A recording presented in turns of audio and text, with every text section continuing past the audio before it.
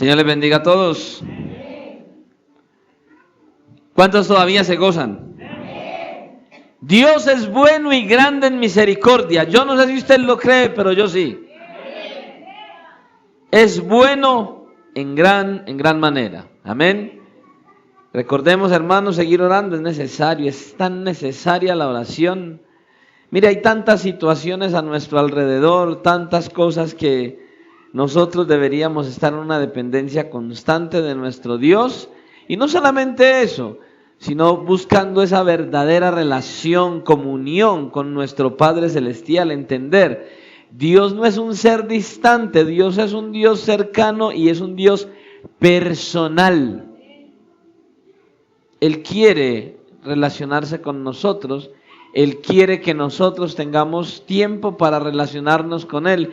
Él desea relacionarse con aquellos que llamó a salvación. Amén. El Señor quiere seguirnos hablando acerca de eso.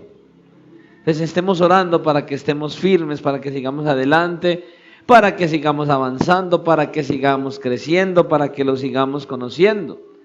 Oremos por toda la iglesia para que la iglesia ore, para que la iglesia busque esa relación con Dios.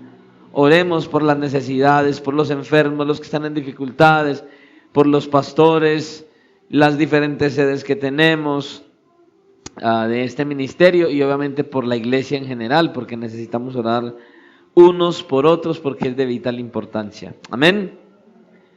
Entonces no olvidemos estar orando por estas cosas, por los que están en necesidades y por aquellos hermanos, por aquellas personas que están pasando por situaciones difíciles. La lucha es dura, hermanos, y hay que batallarla, pero en oración. Amén. Yo quiero invitarlo a que vayamos a la palabra del Señor. En el Antiguo Testamento vamos a hablar de la salvación en el libro de Samuel. Segundo libro de Samuel, capítulo 9. Es una historia muy conocida, la verdad, bastante conocida por muchos, pero desconocida por los mismos muchos. Amén. Segundo de Samuel, capítulo 9, y vamos a leer entonces del versículo 1 en adelante. ¿Quién es el que vive? Y a su nombre toda la gloria es para Él. Dice la palabra del Señor. Leemos desde el versículo 1, amén. Y leemos la palabra del Señor en el nombre del Padre, de a Él sea toda la gloria, en el nombre del Hijo, nuestro Salvador Jesucristo, a quien damos la gloria en este lugar y bajo la dirección de su santo, glorioso y maravilloso Espíritu que está en la iglesia. Dios Padre, Hijo y Espíritu Santo sea la gloria, y como iglesia decimos amén.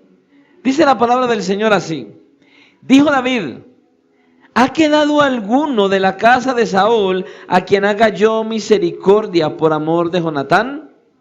Y había un siervo de la casa de Saúl que se llamaba Siba, el cual llamaron para que viniese a David. Y el rey le dijo: ¿eres tú Siba? Y él respondió: tu siervo. El rey le dijo: ¿no ha quedado nadie de la casa de Saúl a quien haga yo misericordia de Dios? Y Siba respondió al rey: aún ha quedado un hijo de Jonatán, lisiado de los pies. Entonces el rey le preguntó: ¿dónde está? Y Siba respondió al rey: he aquí está en casa de Maquir, hijo de Amiel, en Lodebar. Entonces envió el rey David y le trajo de la casa de Maquir, hijo de Amiel, de Lodebar. Y vino Mefiboset, hijo de Jonatán, hijo de Saúl, a David, y se postró sobre su rostro e hizo reverencia. Y dijo David: Mefiboset. Y él respondió: he aquí tu siervo.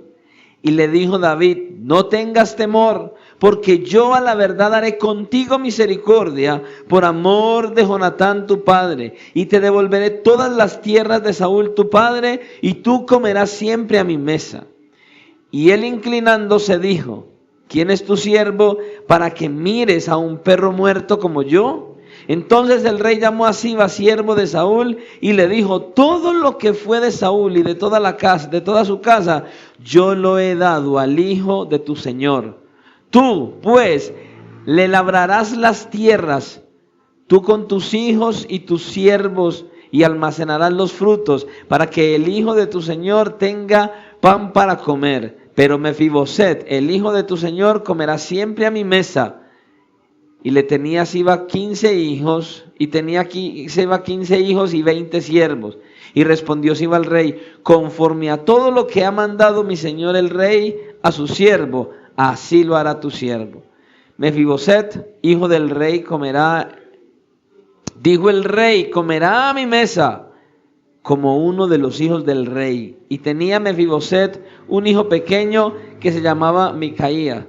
Y toda la familia de la casa de Siba eran siervos de Mefiboset. Y moraba Mefiboset en Jerusalén, porque comía siempre a la mesa del rey y estaba lisiado de ambos pies. Padre, gracias una vez más por tu misericordia. Gracias, Señor, porque de nuevo te place reunirnos para hablarnos a través de tu palabra. Señor, por favor te rogamos, danos sabiduría, discernimiento. Libera, Señor, nuestra mente y dispón nuestro corazón solo para escuchar tu voz. Padre, todo lo que quiera traer el maligno en esta noche, te pedimos que lo reprendas, y toda distracción que quiera venir para hacer que nosotros no prestemos atención a tu palabra, por favor apacíguala.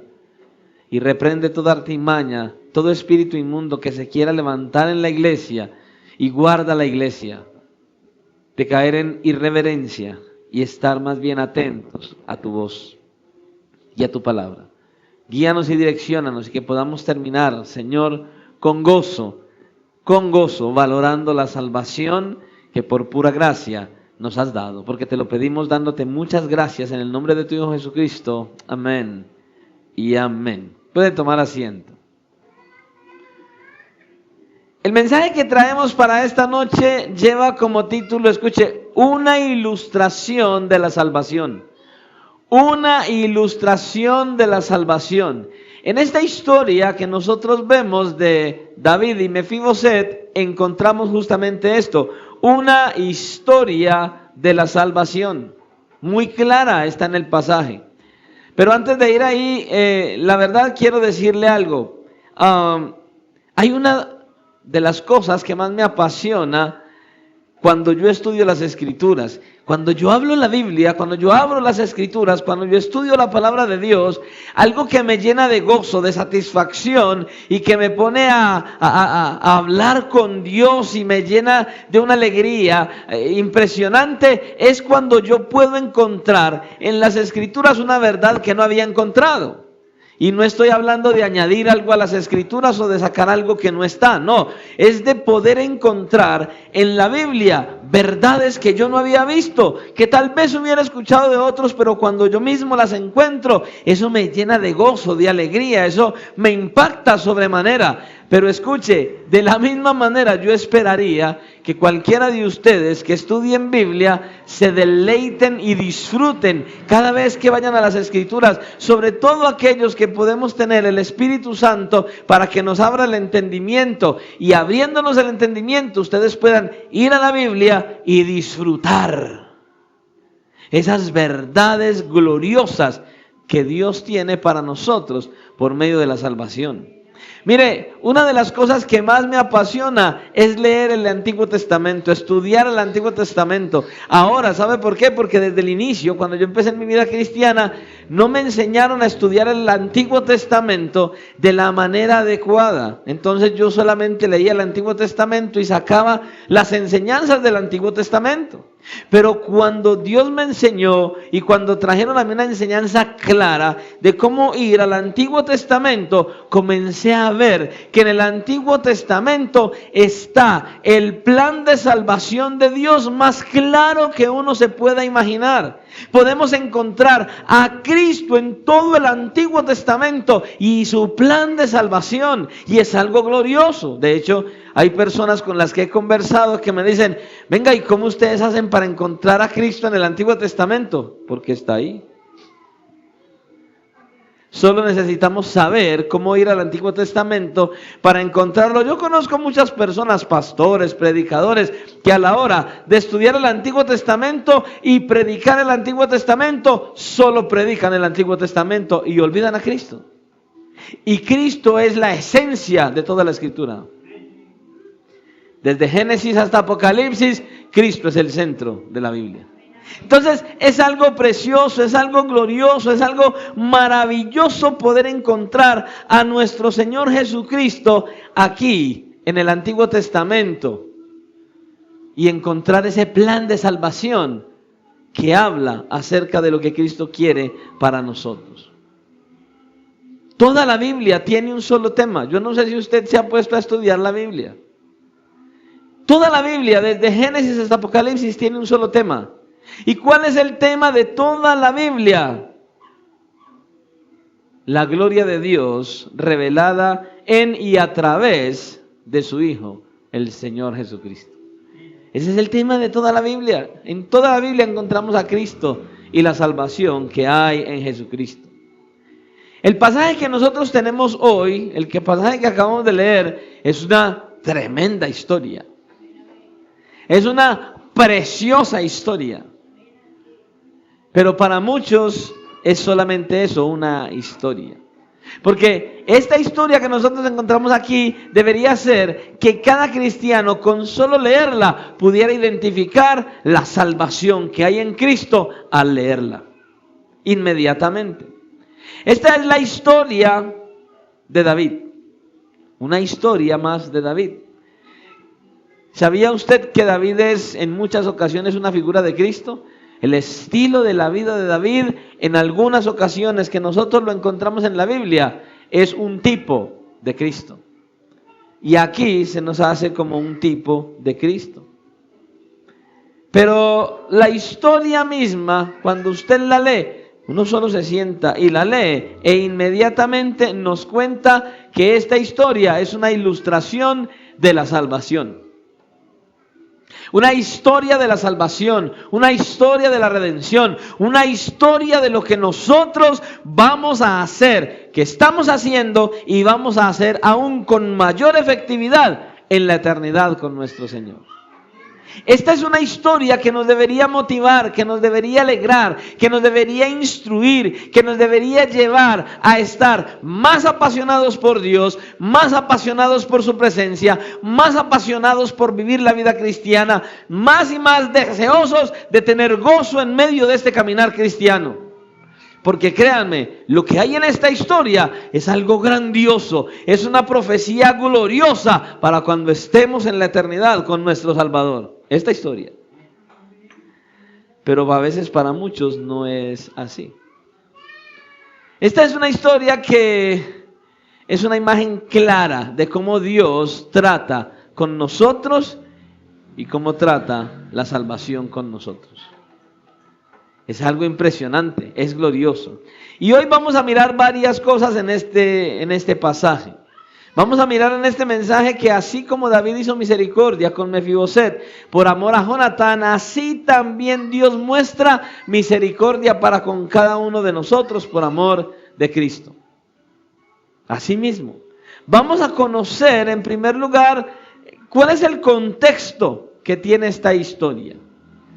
De hecho, hay muchas personas que pudieran leer esta historia, pero no tienen la más mínima idea, no tienen el conocimiento, no lo ven cuando leen el pasaje acerca de qué es lo que estaba pasando en este pasaje, por qué David hace lo que hace y todo eso lo que hay en esta historia. Hay muy pocos que conocen verdaderamente a profundidad cómo es esta historia.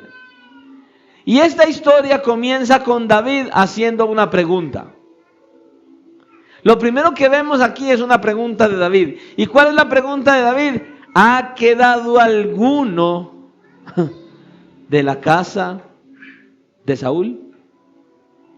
Es la primera pregunta que él hace. Es como comienza el pasaje. Y David hace esa pregunta en ese momento porque nosotros leemos en el capítulo anterior que ya David es el rey sobre todo Israel, y en el capítulo 7 nos dice que Dios le había dado el reposo de sus enemigos. Ya no había guerra, ya él estaba tranquilo, estaba reposado y pudo empezar a meditar y a reflexionar en otras cosas y no solamente en la guerra. Ya él tenía reposo y dice que Dios lo tenía en ese reposo. Entonces ahora él puede empezar a enfocarse en otros asuntos del reino, en otras situaciones que él tenía pendientes. Y dentro de esas cosas se acordó de una promesa que él había hecho a Jonatán, su amigo. David y Jonatán eran un par de amigos entrañables que se amaban enormemente. Y David y Jonatán habían hecho un pacto años atrás. Y entonces David, justamente ya reposado, viene y se acuerda de dicho pacto. Por eso él tiene que preguntar si todavía había alguien vivo de la casa de Saúl. ¿Por qué? Porque Dios había quitado el reinado de Saúl, había prometido que iba a exterminar toda su casa y efectivamente eso fue lo que sucedió. Saúl había muerto junto con todos sus hijos en batalla. Dice la palabra en 1 de Crónicas capítulo 10 versículo 6. Así murieron Saúl y sus 3 hijos y toda su casa murió juntamente con él. Dios destruyó la casa de Saúl, Dios se llevó a todos los hijos de Saúl. Obviamente, entonces no había manera de saber si había todavía alguien que quedara de la casa de Saúl. Entonces, por eso es que Saúl viene y pregunta si había alguien todavía de ese linaje de Saúl que estuviera vivo, porque no tenía ni la más mínima idea, pero él estaba acordándose de esa promesa que él había hecho. ¿Por qué él preguntó eso? ¿Cuál era el interés de él de saber eso? Bueno, dice en el versículo 1, escuche el interés que él tenía. ¿Ha quedado alguno de la casa de Saúl a quien haga misericordia por amor de Jonatán? Es la pregunta que él hace. ¿A qué se refiere él cuando dice por amor de Jonatán? En 1 de Samuel, capítulo 18, nosotros leemos sobre el amor de David y Jonatán. El pacto que ellos hicieron, y más específicamente en 1 de Samuel, capítulo 20, leemos empezando ya al final del versículo 13, cómo está relacionado lo que David está diciendo aquí. Ahí vemos el pacto entre David y Jonatán. Y mira lo que dice, y esté el Señor contigo, como estuvo con mi padre, y si yo viviere, harás conmigo misericordia del Señor, para que no muera. Y no apartarás tu misericordia, escuche, y no apartarás tu misericordia de mi casa para siempre. Ahí está la clave. Cuando el Señor haya cortado uno por uno los enemigos de David de la tierra, escuche, no dejes que el nombre de Jonatán sea quitado de la casa de David. Así hizo Jonatán pacto con la casa de David, diciendo, requiéralo el Señor de la mano de los enemigos de David. Y Jonatán hizo jurar a David otra vez, porque le amaba, pues le amaba como a sí mismo. Ahí está el pacto entre los dos.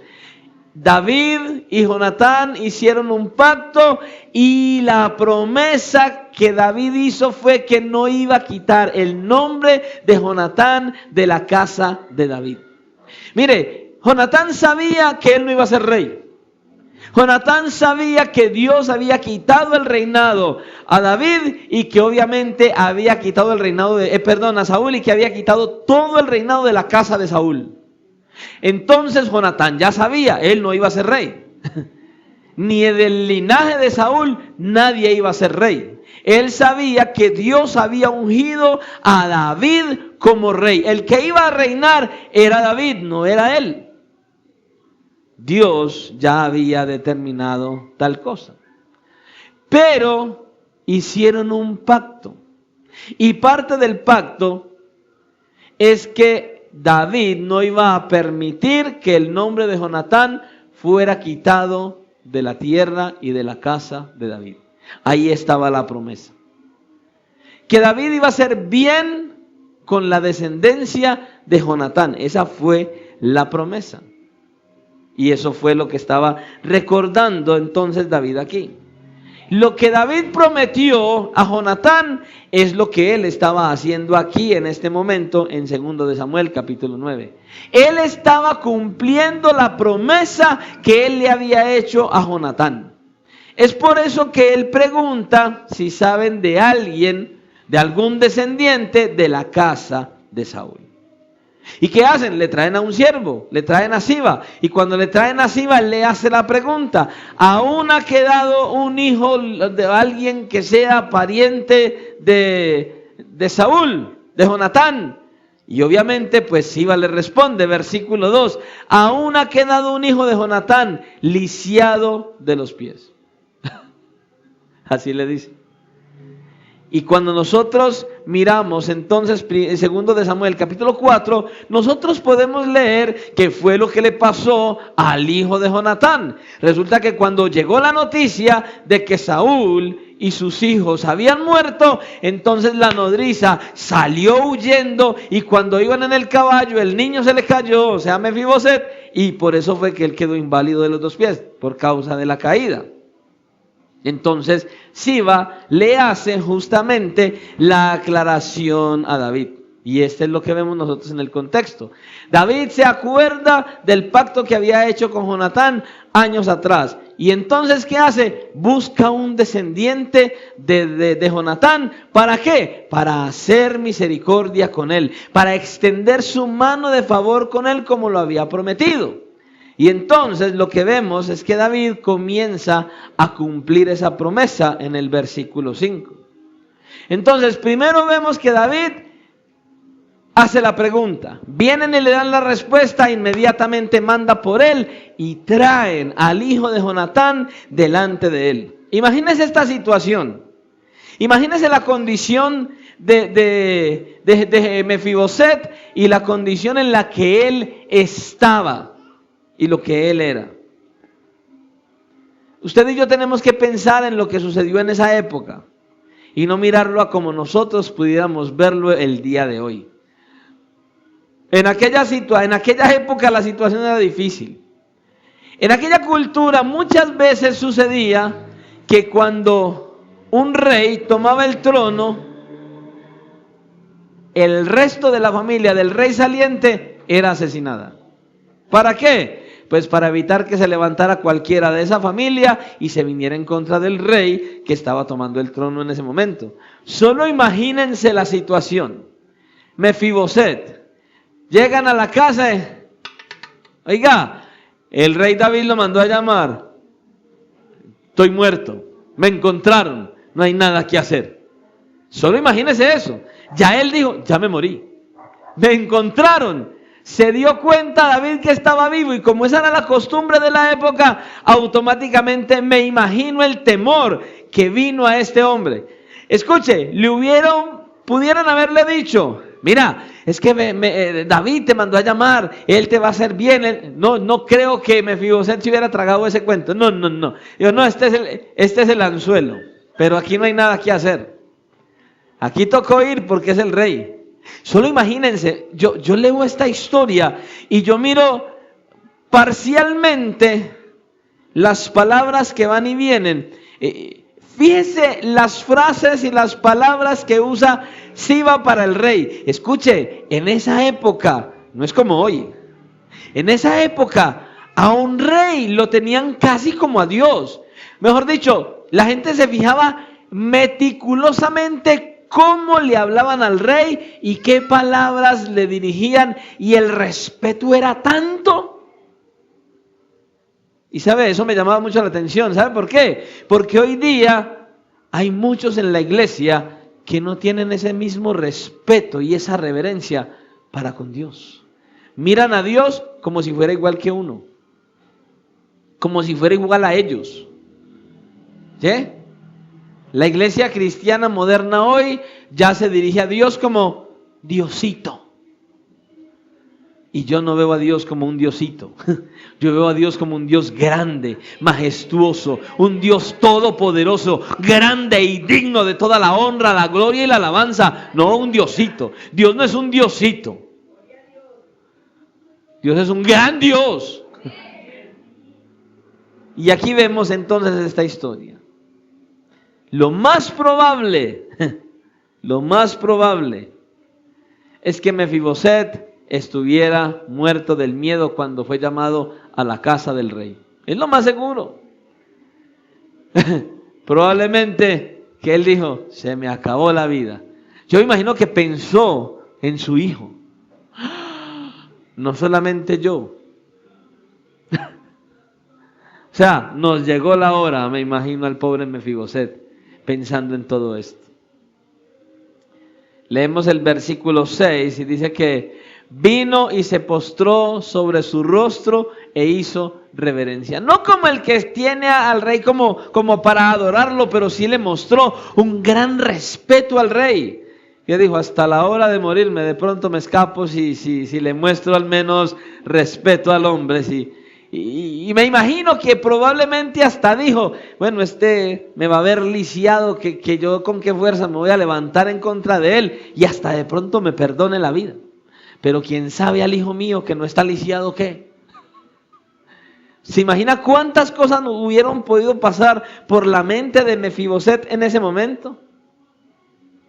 Pero él le presenta el respeto a David. Es como si él estuviera rogando por su vida en esas palabras que él le expresa al rey David en ese momento. Y David entonces, David no era cualquier tipo de rey. David era un buen rey y David tenía un buen discernimiento. Y yo me imagino que David al mirarlo lo vio tan aterrado que inmediatamente en el versículo 7 nosotros leemos el aliento que él le da a Mefiboset. Y le dice, no tengas temor. Ahí está. O sea, él lo vio muerto del miedo. Porque si no, él no le hubiera dicho no tengas temor. ¿Ves?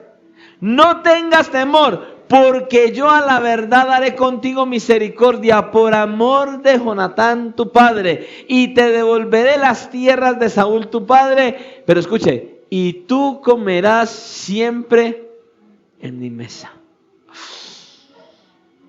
Eso no era para cualquiera. O sea, voy a comer en la mesa con el rey. Esto está raro. Esto no es normal. Me imagino que él pensó. Entonces David trae a su casa a Mefiboset, le muestra misericordia, y esa palabra que habla ahí de misericordia es un amor fraternal, un amor fiel. Él tenía un amor fiel para con Jonatán y ese mismo amor lo estaba manifestando para Mefiboset en ese justo instante.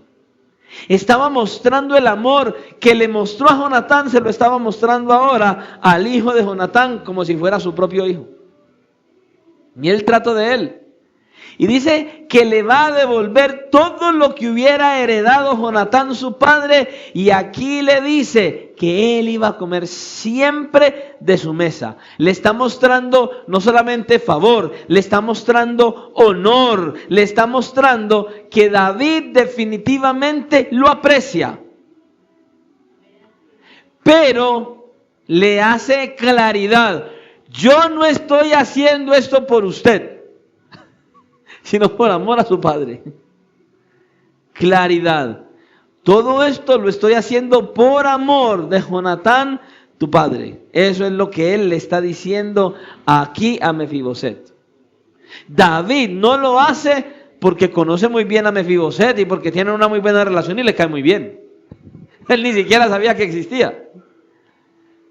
Pero el amor que David sentía por Jonatán lo lleva a él. ¿A qué? A prestarle este amor a Mefiboset. David ni le conoce. Pero dice, por amor de Jonatán, tu padre. Exactamente como ya lo había dicho en el versículo 1, cuando él comenzó, que él quiso hacer misericordia por amor de Jonatán. Y bueno, cuando nosotros vemos esta historia, muchas personas, he visto, muchas personas tocar esta historia y se enfocan en ese amor fraternal de David para su amigo. Y entonces, como David, por amor a su amigo, lo que hace es manifestarle ese amor buscando a su hijo. Y entonces muchos buscan la enseñanza y dicen, claro, así como David fue un buen amigo para Jonatán e hizo favor con su hijo, nosotros tenemos que examinarnos y tenemos que buscar ser como David y ser mejores amigos con aquellos que están a nuestro alrededor. Y hasta ahí la historia suena bonita. Pero no tiene nada que ver con eso. Porque esta historia no está hablando de la amistad, del amor entre David y Jonatán. No. Esto está hablando de algo mucho más allá, algo mucho más profundo. Porque si usted y yo lo miramos hasta ahí de donde dice, entonces le voy a ser sincero, empaque y vámonos, el mensaje se acabó. ¿Por qué? Porque el tema de este mensaje viniera a ser la amistad mutua, el pacto que hacemos como amigos y llevémoslo a la práctica. ¿Ya? Ese sería el fin del mensaje. Pero la verdad, esto no es a lo que apunta. Esto apunta a varias cosas, pero está enfocada a una sola. ¿A cuál, pastor? A la gloria de Dios mostrada en Cristo Jesús por los pecadores. A eso está enfocada la historia que tenemos aquí. Aquí cuando usted y yo leemos este pasaje, en vez de enfocarnos en David como un buen amigo y a nosotros como muy buenos amigos, o que deberíamos ser muy buenos amigos, debemos enfocarnos más bien en Cristo, quien es el centro en esta historia. El centro de esta historia es Cristo y el modelo aquí, o más bien el tipo aquí en este pasaje de Cristo es justamente David. David es el tipo de Cristo en este pasaje. Y por eso es que esta historia ilustra perfectamente la salvación que Dios nos ha dado en Cristo Jesús. Porque es un pacto clarísimo lo que usted y yo tenemos aquí. Entonces, vamos a tomar este mismo pasaje para que nosotros podamos ver que verdaderamente este pasaje y la historia de David y Jonatán muestran la gloria de Dios, la salvación de Dios por medio de Cristo, la salvación nuestra. Eso es lo que está enfocado aquí. Ahora, nosotros podemos ver esta palabra de varias maneras. En primer lugar, nosotros podemos ver lo siguiente: así como David y Jonatán hicieron un pacto antes de esta historia, cuando aún Jonatán estaba vivo, ¿cierto? Por medio de cuidar la descendencia el uno del otro, que es lo que nosotros vemos aquí. Entonces, así mismo como ellos dos hicieron un pacto, ese mismo pacto lo hizo Dios el Padre con Dios el Hijo en la eternidad pasada para salvarnos, para salvar la simiente de la mujer, para salvar a los escogidos de Dios. Este es el pacto que los teólogos, los estudiosos de la Biblia llaman el pacto de la redención. El pacto que hizo que viniera la salvación a nosotros. Este es el pacto entre Dios el Padre y Dios el Hijo en la eternidad pasada para salvar a un pueblo. Entonces, ¿qué vemos aquí? Al Padre escogiendo y al Hijo llegando al mundo en el cumplimiento del tiempo para rescatarnos de nuestros pecados y hacernos hijos de Dios. Eso es lo que vemos ahí. Dios el Padre escoge ese pueblo. Dios el Hijo viene en el cumplimiento del tiempo a esta tierra. ¿Para qué? Para rescatarnos y para salvarnos y para hacernos hijos de Dios. Y enseguida va a ver por qué estoy hablando acerca de esto. Pero lo primero que viene a la mente, o lo que me venía a mí a la mente cuando yo estaba leyendo este pasaje y estaba estudiando esto y yo veía este plan de salvación y este pacto, y cuando miraba esa relación entre el pacto de David y Jonatán, ¿cómo es posible que sea una ilustración del pacto entre Dios el Padre y Dios el Hijo en la eternidad pasada? Bueno, el Salmo capítulo 2 comienza diciéndonos eso. Cuando nosotros miramos el Salmo 2, este pacto se ve allí. En otras partes de la Biblia también está, pero es como el que más nos apunta a esto. Un pacto entre Dios el Padre y Dios el Hijo, hecho en la eternidad pasada, prometiendo que salvar a un pueblo, prometiendo en este pacto la redención de un pueblo.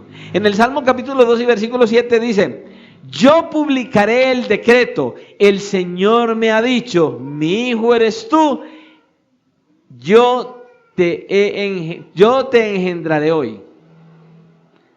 Pastor, yo no vi nada ahí. Yo no vi eso que usted dijo ahí, tranquilo. ¿De quién está hablando el Salmo? De Cristo. El Salmo está hablando de Cristo. Pues el Nuevo Testamento es el que ahora nos comprueba que este Salmo, que aquí en este Salmo se refiere a Cristo.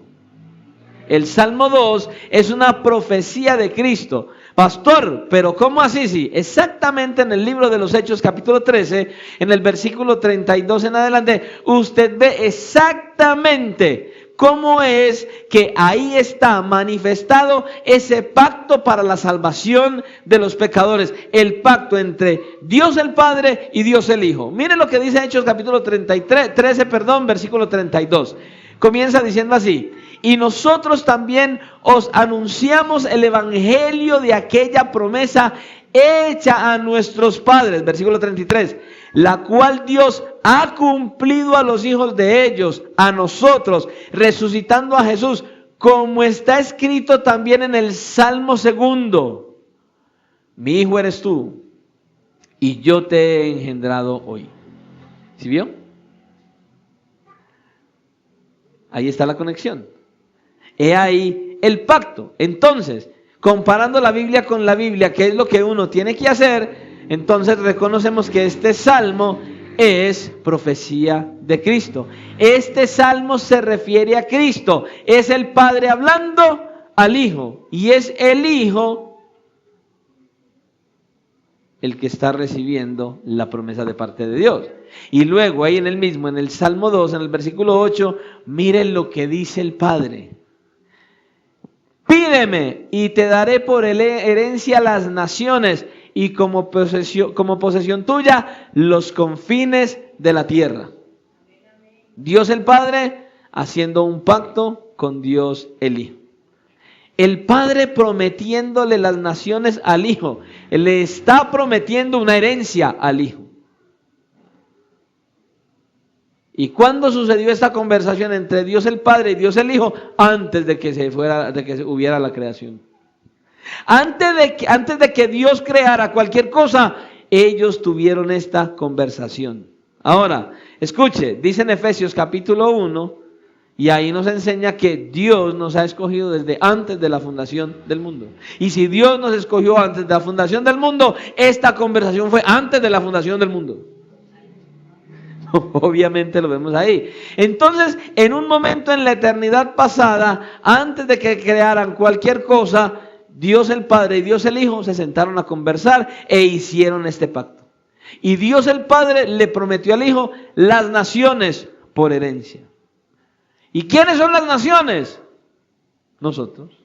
Su pueblo, la iglesia. Nosotros, la iglesia de Jesucristo, somos la herencia de Cristo. La herencia de Cristo somos nosotros. Es lo que tenemos ahí. Entonces, ¿qué hizo el Padre? Le prometió al Hijo los escogidos como su herencia. El Hijo, escuche, el Hijo, ¿qué hizo? A causa de esta herencia hubo un pacto. Entonces, Dios el Padre hace una promesa. Dios el Padre le promete a Dios el Hijo darle todas las naciones como herencia. ¿Y qué fue lo que hizo Dios el Hijo? Porque recuerde que el pacto fue entre los dos. Dios el Hijo prometió someterse voluntariamente al Padre, escuche, viniendo al mundo para vivir una vida de perfecta obediencia, sufrir, morir por nosotros e ir a la cruz con nuestros pecados. Eso fue a lo que Él se comprometió. Eso es a lo que llamamos el pacto de redención. Cristo hizo una promesa cuando Dios el Padre hizo la suya. Dios el Padre hace la promesa y le dice, mira, de todos esos escogidos, yo te los voy a dar como herencia. Pídeme las naciones. ¿Ya? Entonces Dios el Hijo, ¿qué dice? Muy bien, yo me comprometo a ir a ese mundo, a vivir una obediencia perfecta, a sufrir y a morir por ellos, con los pecados de ellos sobre mí. Hermanos, seamos sinceros, es que nosotros como cristianos somos insensibles, somos indolentes, no podemos ver. Es que escuche, cuando yo veo esta conversación, yo digo, Dios mío, ¿y cómo es posible? Yo, siendo un vil pecador perverso, estaba ahí en esa conversación tenido en cuenta. ¿Y por qué soy tan desobediente a Dios? ¿Por qué vivo tan distante de Dios al mirar que aún desde antes de ser creado, Dios ya me tenía en su mente, ya me tenía en su corazón? Cristo ya me tenía en su corazón. Cristo ya había determinado tomar mis pecados sobre sí mismo y clavarse en esa cruz y dejar que su Padre lo matara. Dios mismo, por amor a su Hijo, por amor a su propio Hijo y a sí mismo, determinó matar a su Hijo y no a nosotros los culpables. ¿Y por qué somos tan desobedientes? ¿Y por qué vivimos como vivimos? ¿Y por qué no tenemos esa relación con Él? ¿Y por qué estamos tan distantes de Dios?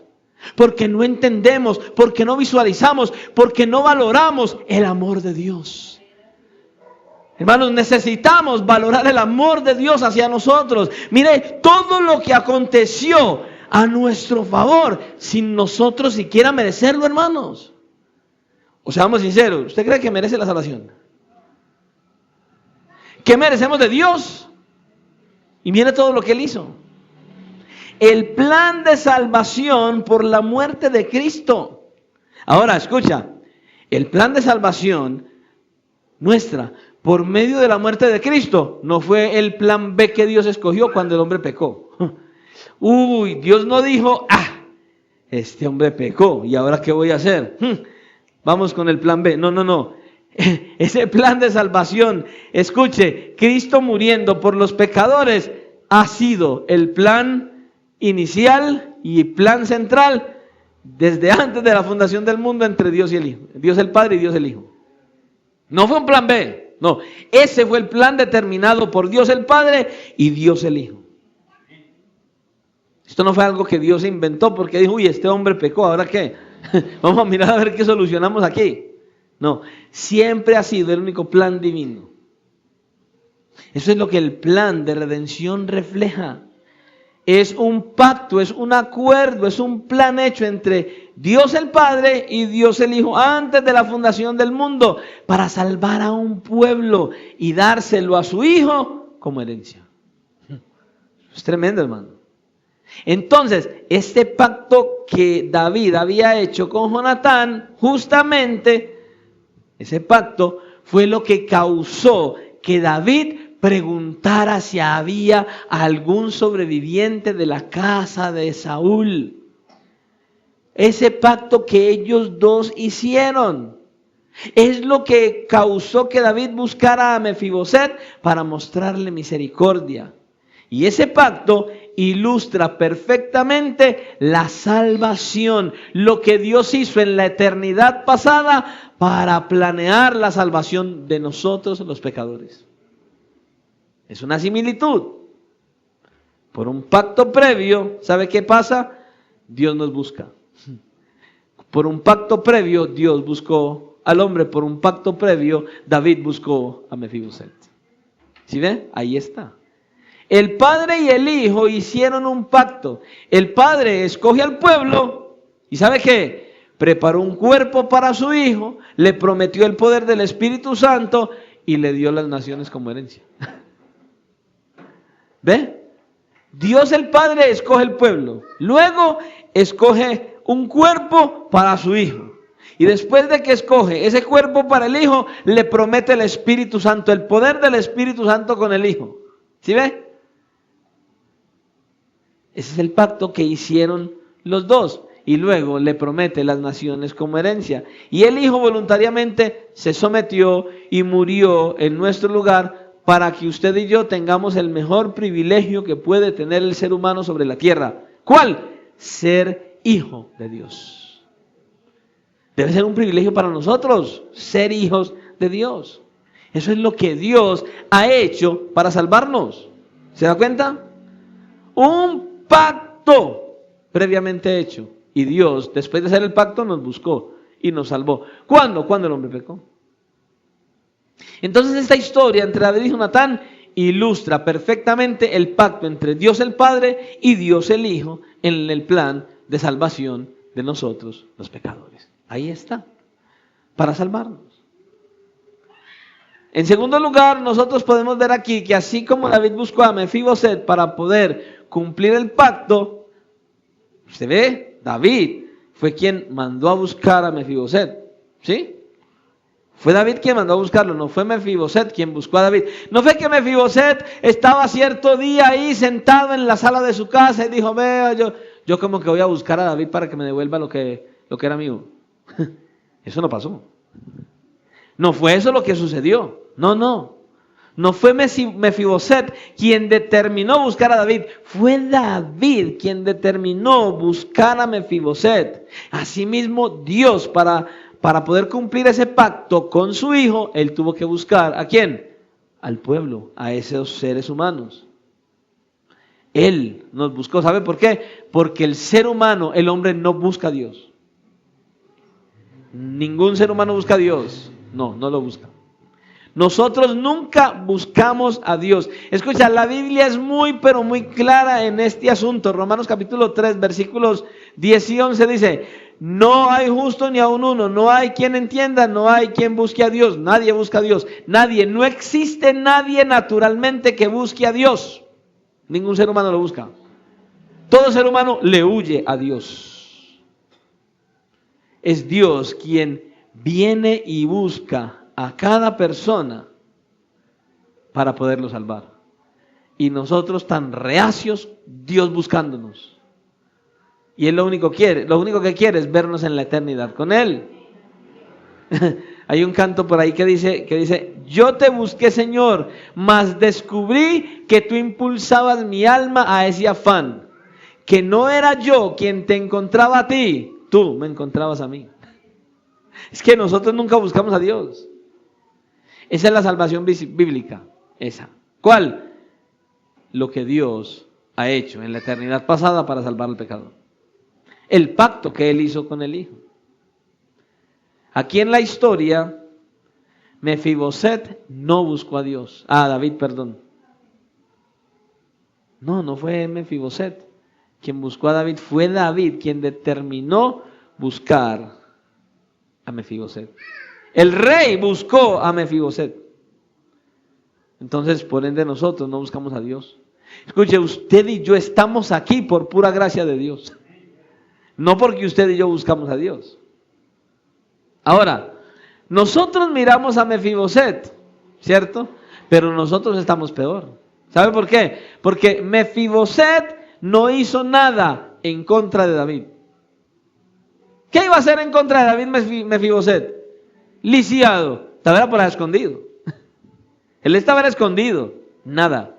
En cambio nosotros, enemigos de Dios, éramos enemigos de Dios, ofendíamos a Dios. Cuando usted y yo no éramos cristianos, ofendíamos a Dios, hacíamos lo malo, vivíamos en pecado, y aún así, viviendo en pecado, le voy a decir, nosotros estábamos en peores condiciones que Mefiboset. Mefiboset estaba lisiado, nosotros no estábamos lisiados espiritualmente, estábamos muertos. Porque nosotros éramos pecadores y ofendíamos a Dios hasta con los pensamientos. Usted y yo no merecíamos de Dios sino la muerte. La paga de nuestros pecados es lo único que merecíamos. Y aún así, Dios nos busca. Siendo malos, siendo perversos, siendo pecadores, Dios nos busca. ¿Para qué? Para mostrarnos misericordia. ¿Para qué? Para decirnos, tengo algo para darte. ¿Qué, Señor? La eternidad conmigo. Pero seamos sinceros. ¿Qué tanto interés tenemos nosotros en ese Dios? ¿Qué tanto nos dedicamos nosotros verdaderamente a ese Dios? Solo piense en la manera en que estos hombres se dirigieron a David. ¿Usted al menos se dirige así a Dios con este respeto? ¿Usted es consciente de la presencia de Dios constante en su vida, y cuando nadie lo está viendo, usted tiene este respeto que muestran estos hombres aquí delante de Dios. Usted lo tiene para con Dios. El respeto que estos hombres están mostrando para un rey, para un hombre, para un mortal. ¿Verdaderamente usted respeta a Dios de esa manera? Esto es tremendo, hermano. Esto es tremendo. Dios nos busca a nosotros para mostrarnos misericordia. Y no por nada que haya en nosotros, sino por el pacto que había hecho con su Hijo antes de la fundación del mundo. ¿Se da cuenta? Es su amor, es su pacto lo que nos ha salvado a nosotros, su promesa hecha con el Hijo. ¿Para qué? Para salvarnos. Para salvarnos. Ahora, de hecho, Dios, para salvarnos, Él tiene que buscar a su pueblo. Para poder cumplir el pacto con su Hijo, Él es el que tiene que buscar a su pueblo. Nosotros no podemos buscarlo a Él. En ningún instante lo podemos buscar. ¿Ve? Y no tiene nada que ver con nosotros. No es porque nosotros fuimos buenos, no es porque había algo en nosotros que atrajera a Dios. Por ahí escuché a alguien, cantante muy famoso, diciendo que Dios nos salvó porque había algo bueno en nosotros, que al fin y al cabo, como fuimos hechos a la imagen de Dios, había algo bueno y por eso nos buscó. Ese no conoce la Biblia, no sabe qué la Biblia es. No tiene la más mínima idea, no. Esto no tiene nada que ver con nosotros, tiene que ver con su propio ser, tiene que ver con sus atributos, tiene que ver con la fidelidad de Dios hacia sí mismo, con su palabra, con su promesa, con el pacto que hizo con su Hijo. Así como David mostró misericordia para con Mefiboset, así Dios ha mostrado misericordia para con todos los que hemos sido pecadores y con los que son pecadores. Dios muestra misericordia para con nosotros también. Y créame, infinitamente más que con Mefiboset. Es que, vuelvo y repito, ¿qué había hecho Mefiboset en contra de Dios? Nada. No había hecho nada. ¿Y qué dice la Biblia de nosotros? Romanos capítulo 5, versículo 8. Mas Dios muestra su amor para con nosotros en que siendo aún pecadores Cristo murió por nosotros. ¿Qué éramos nosotros? Escuche, tercos, rebeldes, en contra de un Dios santo. Estábamos muertos y aún así Dios nos buscó. ¿Para qué? Para darnos vida y para salvarnos. ¿Por qué lo merecíamos? ¿Porque merecíamos algo de Dios? Para nada, ¿sabe? Porque había hecho un pacto con su Hijo, Dios nos buscó. Porque Dios hizo un pacto con su Hijo, Dios busca a los pecadores para cumplir su pacto. Dios busca a los pecadores para salvarlos. Por amor de su nombre y por amor de su Hijo. Así pasó. ¿Sabe qué? Usted y yo tenemos el mejor Dios del universo, el único. Escuche, tenemos un Dios misericordioso, un Dios que nos ama en gran manera. Escucha, tenemos un Dios que nos ama en gran manera. ¿Cuántos lo creen? ¿Y por qué somos como somos con Él? ¿Por qué nuestra desobediencia a Él? ¿Por qué nuestro alejamiento de Él? ¿Por qué las cosas de Él no son tan difíciles llevarlas a la práctica? ¿Por qué? Mire, solo piensa en esto. ¿Cuánto interés tiene usted genuino de estudiar las Escrituras? Yo anuncio un estudio bíblico en la iglesia, así como se anuncia un culto de oración, y no hay el interés. No hay el interés. Queremos hacer de todo. Queremos pasear, queremos estrenar, queremos muchas cosas, ¿cierto?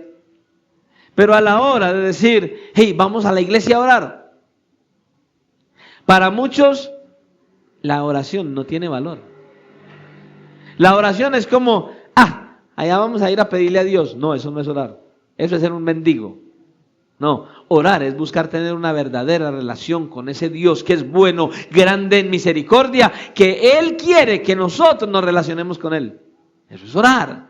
Pero la mayoría de la gente en las iglesias cristianas de hoy le sacan el cuerpo a la oración. Pero eso sí, vaya, mire las iglesias de falsa doctrina. Usted va a una iglesia de falsa doctrina, matutino, 6 de la mañana, 150, 200, 250 personas. Y ya van a gritar, a revolcar, a hacer un montón de cosas que no tienen nada que ver con la Biblia. Y allá sí van. Y la iglesia de sana doctrina dice, vamos a tener un tiempo de oración. De 100, llegan 10. Si acaso. Y así es. ¿Sabe por qué? Porque no hay un valor por Dios y por lo que Dios estimuló, por aquellas cosas que Dios dejó, para que nosotros nos acerquemos a Él. Uno convoca un estudio bíblico y llegan 20 y terminan 3. ¿Ves? Porque no hay responsabilidad, porque no hay compromiso con Dios. Usted y yo tenemos un Dios misericordioso, hermanos. En Éxodo capítulo 34 dice que el Señor es grande, grande en misericordia y verdad, que guarda misericordia a millares, que perdona la iniquidad, la rebelión y el pecado. Hermano, yo le hago una pregunta, hermana. ¿En verdad usted cree que ha recibido la salvación? Uy, pastor, sí, claro que sí. ¿Y qué tanto valora el amor de Dios? ¿Qué tanto valoras el amor de Dios? Si verdaderamente has recibido la salvación de Dios, ¿sabe qué? No merecemos la salvación. Y aún así Él nos dio la salvación. Pero no la merecemos. Y nos ha salvado por pura gracia. Solamente porque Él hizo un pacto con el Hijo. Así como David hizo un pacto con Jonatán. Mefiboset merecía algo. ¿Qué hizo Mefiboset? Hizo nada. Y usted y yo menos. Es más, vuelvo y le repito, Mefiboset al menos no había hecho nada en contra de Dios. Nosotros sí. Y aún así nos buscó para salvarnos. ¿Se da cuenta?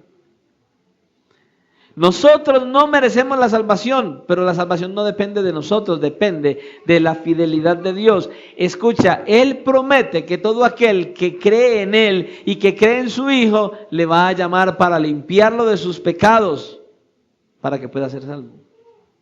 Dios promete eso, hermano. Lo que nosotros seguimos viendo en esta historia, en tercer lugar, es que así como Mefiboset no merecía nada de David, y no existía ninguna relación entre David y Mefiboset que le diera derecho a pedir algo a David, así tampoco nosotros merecemos nada de Dios. Nada. Y yo veo un montón de gente cristiana, es que reclamándole a Dios. Es que reclamándole a Dios. Es que reclamándole a Dios las bendiciones. Arrebata las bendiciones. No, la Biblia no me dice que yo arrebate nada. La Biblia me dice que si yo creo en Cristo, las bendiciones ya vienen a mí. Yo no tengo que arrebatar nada. Yo lo único que tengo que hacer es acercarme a Dios, creerle a Dios, creer en el sacrificio de su Hijo y vivir para agradarle. Y las bendiciones ya vienen a mí. Así dice la Biblia. Pero usted y yo no merecemos nada de Dios. Nada merecemos. Mire, David no conocía a Mefiboset. Por eso David pregunta, ¿existe alguien de la casa de Saúl? No lo conocía siquiera. ¿Se da cuenta? Mefiboset nunca había hecho nada en contra de David. ¿Y sabe qué? Tampoco había hecho algo por David. Nada, ni siquiera algo bueno. Nosotros no merecíamos nada de Dios. Estábamos en contra de Dios y hacíamos todo lo malo contra Dios. Imagínese usted. Y aún así Dios nos buscó. Así nos buscó. Eso es lo que vemos de la salvación. No merecemos nada de Dios. No somos hijos de Dios por naturaleza. Dice que nosotros éramos hijos de ira como los demás, hijos de nuestro padre el diablo. Así éramos todos nosotros en Cristo y así es todo el que está sin Cristo. merecedores de la ira de Dios, hijos del diablo, así dice la Biblia. Dice, hijos de vuestro padre el diablo. Eso éramos. Y todo el que está sin Cristo es así. ¿Se da cuenta?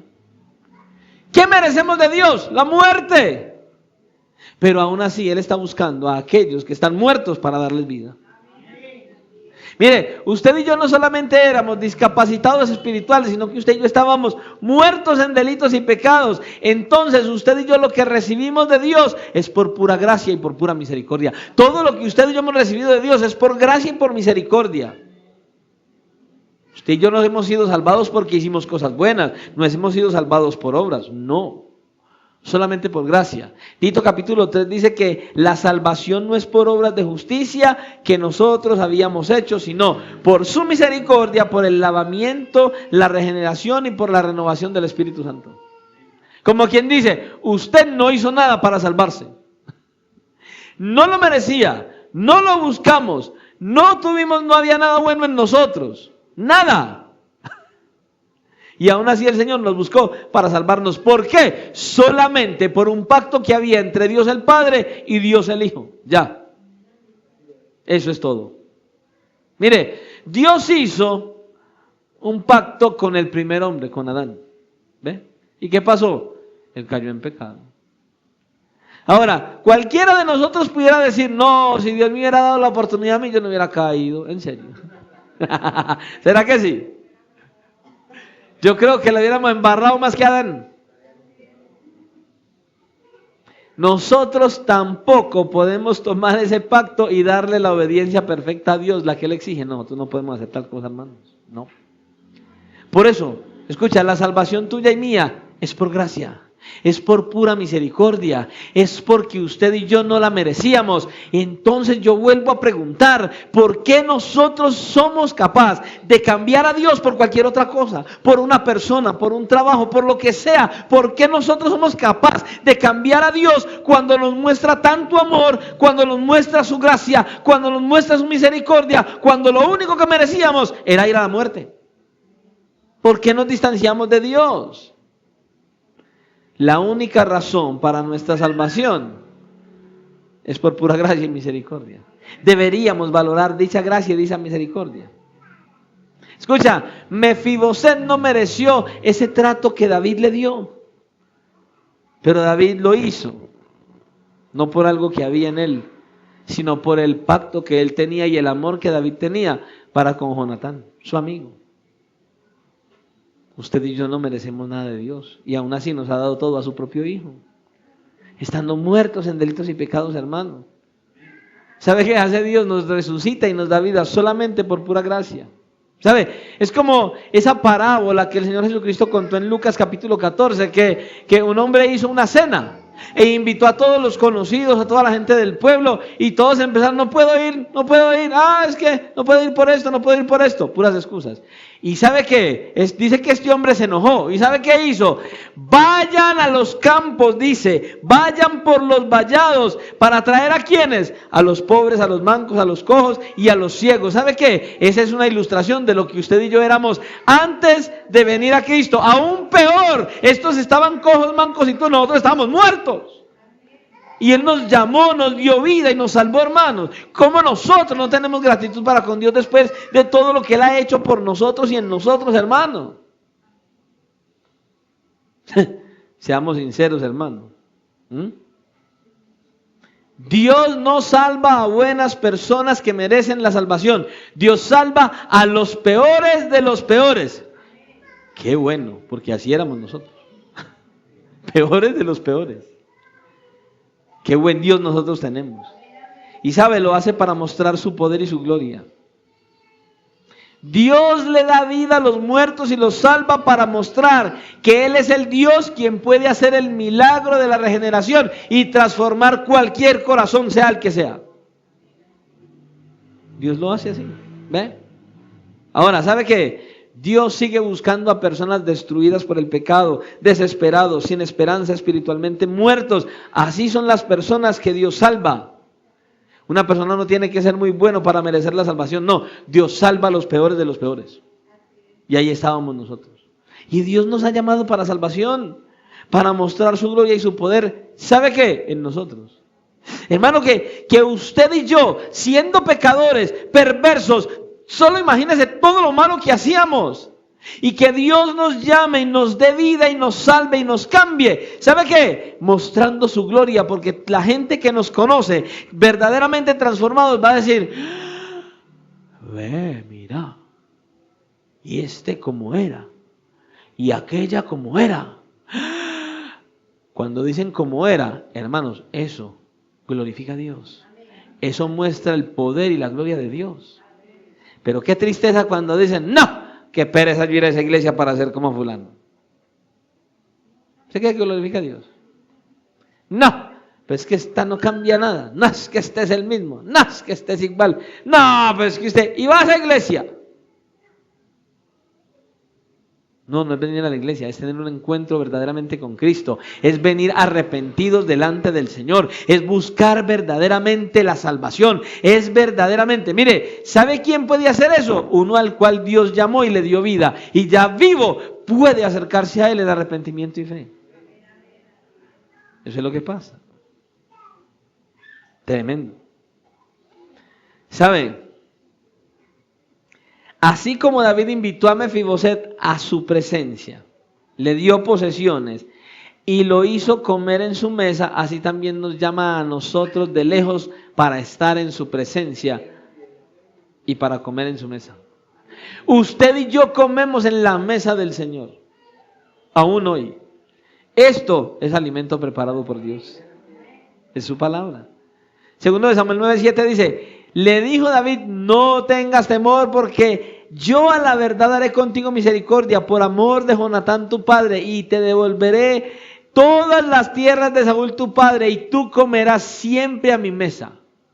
Fíjese lo que Mefiboset recibió, pero no por nada de él, no porque lo buscó, no porque lo ganó, no porque lo merecía, no, sino solamente por el pacto de David con Jonatán. ¿Ya? Entonces Mefiboset fue llamado a la presencia del rey. ¿Se da cuenta? Y nosotros vemos. ¿Dónde estaba viviendo Mefiboset? En un lugar lejano. En un lugar que dice el versículo 5 que se llamaba ¿cómo? Lodebar. Esa palabra Lodebar, ¿qué significa? Un lugar sin pasto, un lugar reseco, un lugar donde no había vida, un lugar no muy bonito para vivir. Nada agradable. David llamó a Mefiboset de ese lugar reseco a la presencia del rey, a su casa. Es un privilegio, ¿o no? Es un privilegio que no tiene todo el mundo. Lo llamó a recibir una herencia, las tierras de su abuelo, todo lo que hubiera heredado su papá Jonatán si hubiera sido el rey. Y recibió también una familia. ¿Sabe por qué? Porque dice que él estaba comiendo todos los días de la mesa del rey. ¿Se da cuenta?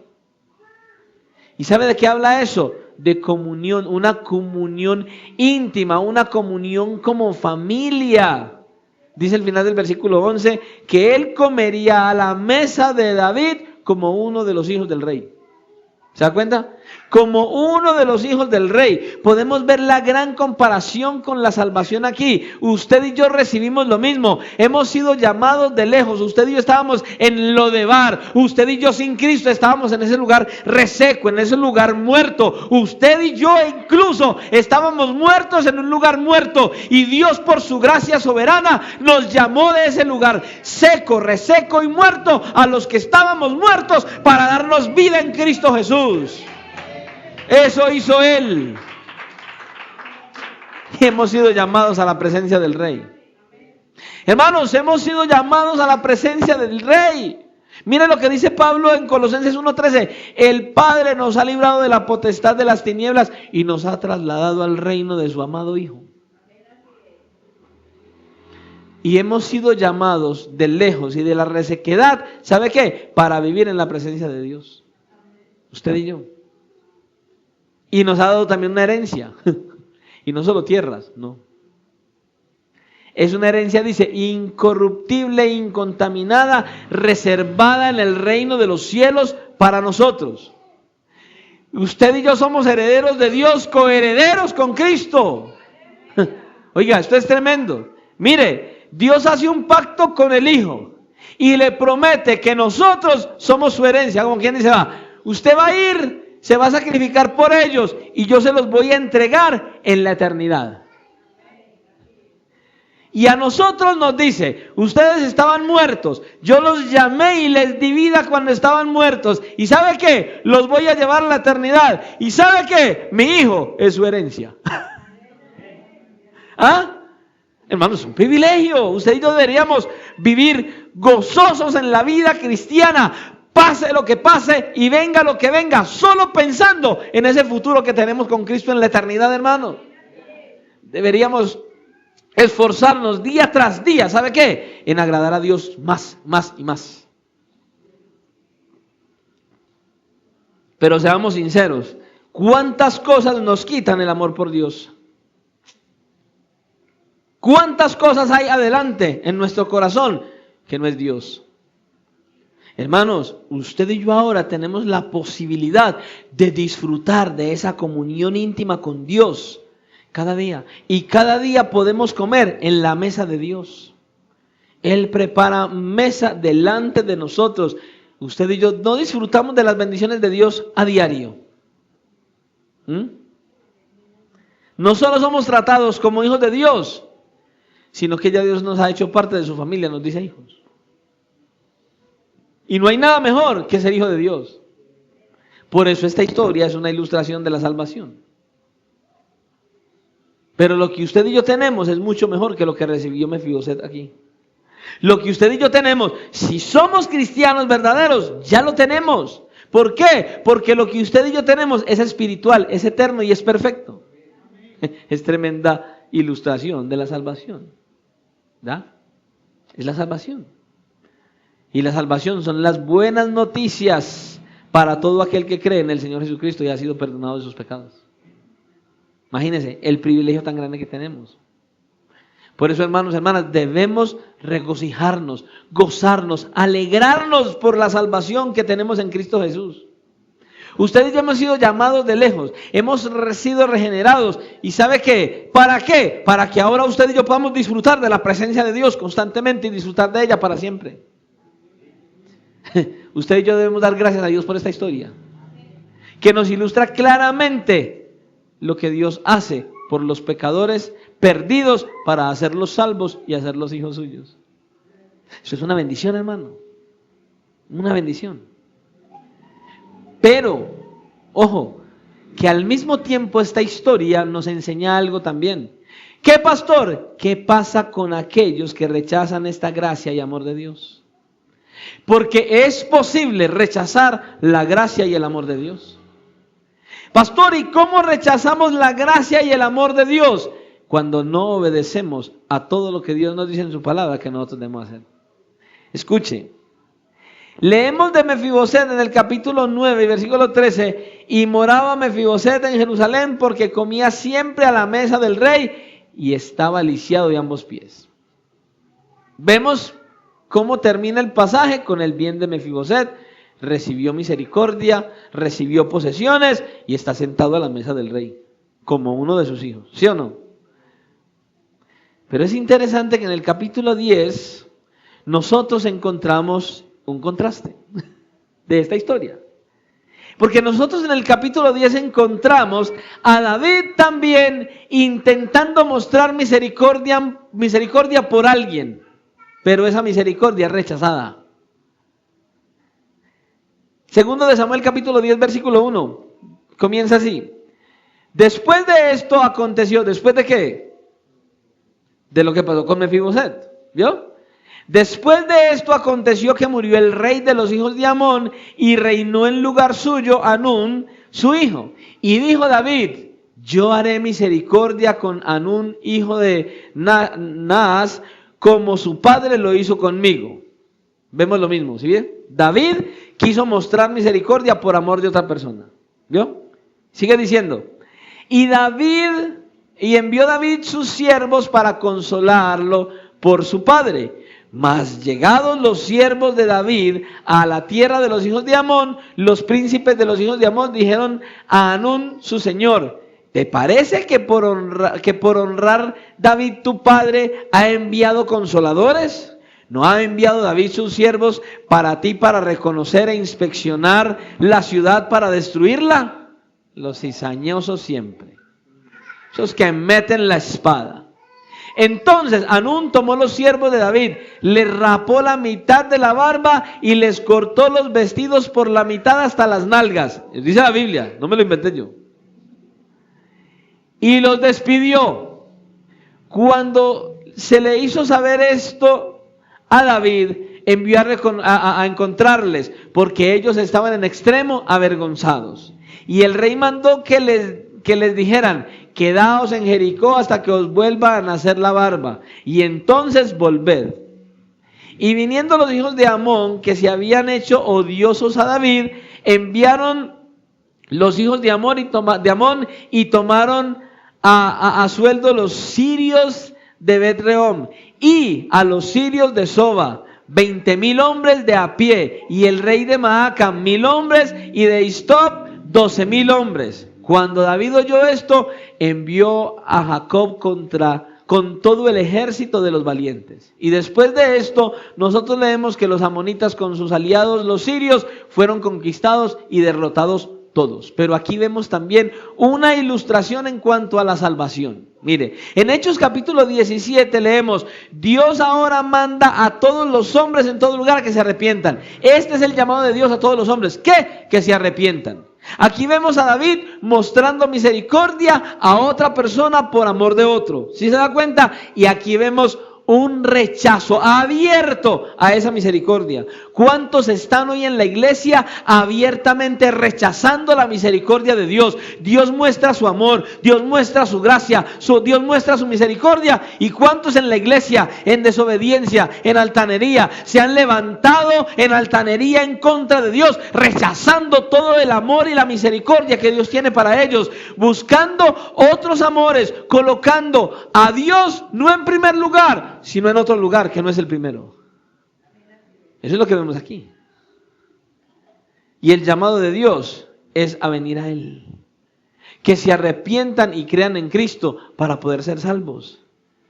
Dios está llamando al arrepentimiento. ¿Sabe por qué? Por pura misericordia. Pero muchos no quieren, así como el rey Hanún aquí. Muchos que están haciendo en la iglesia hoy, rechazando al Dios amoroso y misericordioso. Y no solamente lo rechazan, sino que se ponen rebeldes en contra de Él, así como el rey Hanún. Ahora, este rey Hanún no solo rechazó amablemente este acto misericordioso de David, sino que ¿sabe qué hizo? Avergonzó a los siervos que envió David. ¿Y cuántas veces pasa lo mismo en la iglesia? Dios habla, Dios usa a los predicadores, Dios usa a los pastores, y cuántos más bien se levantan y se enojan. ¿Y sabe qué están haciendo? Avergonzando a los siervos de Dios que verdaderamente quieren servir y llevar el verdadero mensaje del evangelio a los que se pierden, hermano, y como edificación a la iglesia.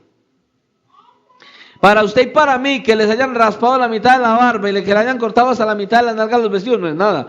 En esa época era lo más vergonzoso que pudiera haber, hermano. Era terrible. Este hombre los estaba avergonzando. Empezó a reunir un ejército en contra de David, ¿y sabe qué pasó? Fueron derrotados. Todo aquel que se levante en la iglesia en contra de los que verdaderamente quieren servir a Dios, van a ser derrotados por Dios. Y van a estar, eso sí, van a estar en vergüenza. Así como ellos quieren avergonzar, van a caer en vergüenza. Y escuche, estar en vergüenza delante de Dios es lo peor que puede pasar. Es lo peor que puede pasar. Dice en Tito capítulo 2 versículo 11 que la gracia de Dios se ha manifestado para salvación a todos los hombres. O sea, el mensaje de Dios ya ha sido proclamado. La salvación en Cristo ha sido manifestada a este mundo por medio de la obra que hizo Cristo en la cruz del Calvario. Pero muchos, ¿sabe qué están haciendo? La están rechazando. ¿Sabe cuál es la pregunta? Hey, ¿cómo vas a reaccionar, iglesia? ¿Cómo estás reaccionando ante la salvación tan grande que Dios te ofrece? ¿Como Mefiboset? ¿O como el rey Hanún? Tenemos que examinarnos. Como Mefiboset, humildemente recibiendo la gracia, o como el rey Hanún despreciando y rechazando la misericordia de Dios y después siendo destruido. Esto es delicado, hermano. Entonces, al leerle esta historia, hermano, veamos verdaderamente el plan de salvación de Dios para con cada uno de nosotros. Todo lo que Él quiere para nosotros. Usted y yo podemos estar en la iglesia, pero estar todavía fuera de la salvación de Dios. Tenemos que examinar eso.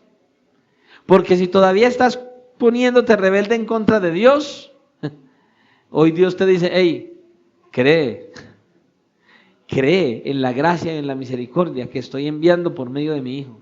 Porque nosotros podemos estar en la iglesia siendo rebeldes en contra de Dios. Pudiéramos estar en la iglesia creyendo que somos salvos sin serlo. Y tenemos que examinarnos.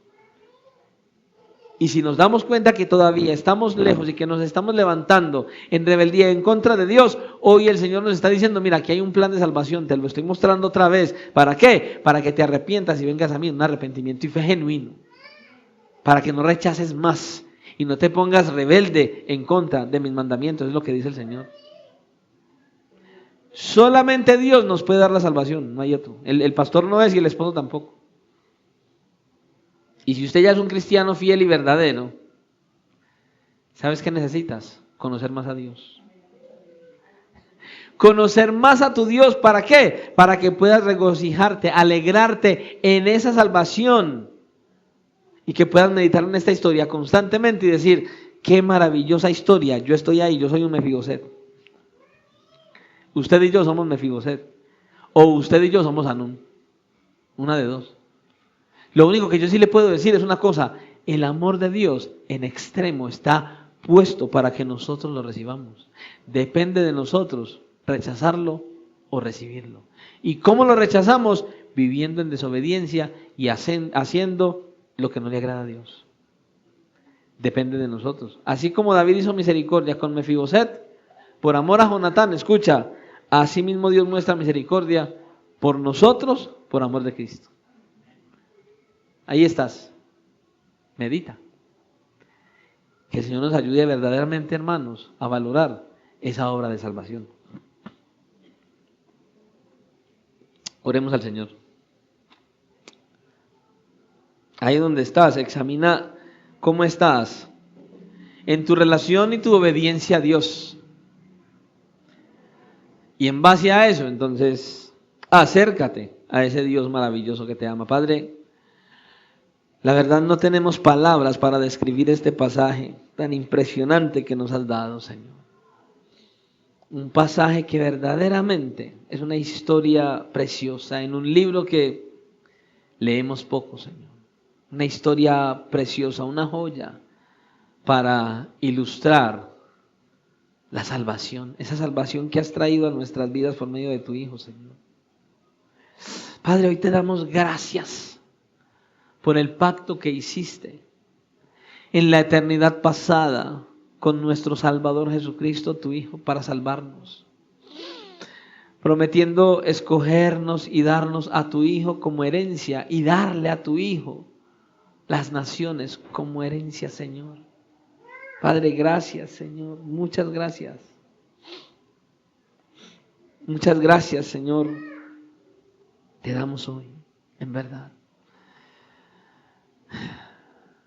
Gracias, porque Cristo vino en el cumplimiento del tiempo a vivir una vida de obediencia perfecta, porque vino a anunciar las buenas nuevas de salvación, porque vino a sufrir lo que nosotros debíamos sufrir y a tomar nuestros pecados y ser clavado en la cruz y que tú descargarás el peso de tu ira sobre Él y no sobre nosotros, Señor. Padre, gracias. Hoy te damos gracias de que tú nos has dado esa salvación a nosotros, Señor. Gracias. No nos valió nada, le costó a tu Hijo y te costó a ti descargar el peso de tu ira sobre Él. Señor, por favor, ayúdanos como iglesia a estar orando para que valoremos tu gracia, para que valoremos la salvación que has enviado por medio de tu Hijo Jesucristo. que no es por obras. Señor, ayúdanos a entender que tú nos has llamado, Señor, para rescatarnos del pecado y de la muerte. Señor, ayuda a aquellos que están en la iglesia que todavía no son salvos.